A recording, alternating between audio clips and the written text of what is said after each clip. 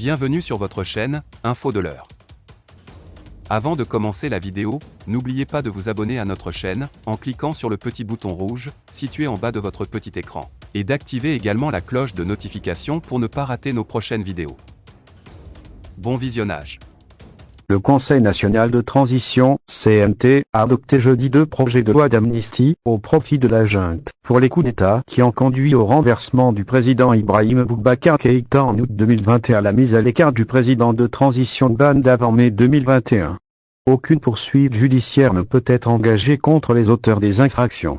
On ne peut pas poursuivre des responsables pour des infractions comme complot militaire, insoumission, a précisé le président de la commission des lois du CNT, Souleymane D.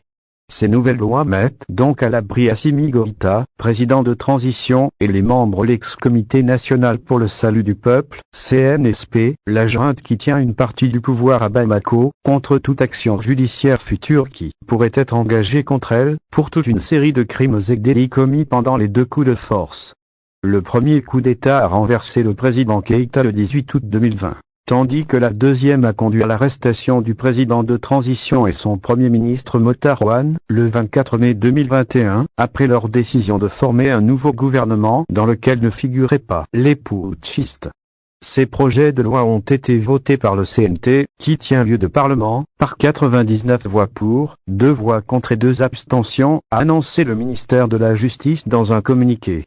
Le Dr Brema Kansei, maître de conférence à l'Université des sciences juridiques et politiques, cité par Jeune Afrique, estime que de telles amnisties sont le fait de gouvernements faibles et peuvent être vues, au sein de l'opinion publique, comme une prime à l'impunité, car on pardonne a priori des faits qui sont jugés impardonnables. Cette mesure d'amnistie était prévue par la charte de la transition. Les membres du Conseil national pour le salut du peuple et tous les acteurs ayant participé aux événements allant du 18 août 2020 à l'investiture du président de transition bénéficient de l'immunité juridictionnelle et ne peuvent être poursuivis ou arrêtés pour des actes posés lors des dits événements, affirmait la charte.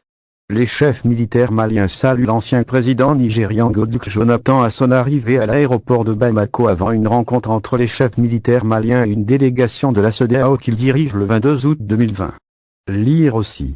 Transition malienne. La CEDEAO préoccupée par le calendrier des élections. Cette amnistie au profit des militaires est adoptée alors que le commissaire Oumar Samaké, chef de la force spéciale antiterroriste, Força, a été placé en détention, en début du mois de septembre, pour son rôle présumé dans la répression de manifestations, avant le putsch, le 10 juillet 2020.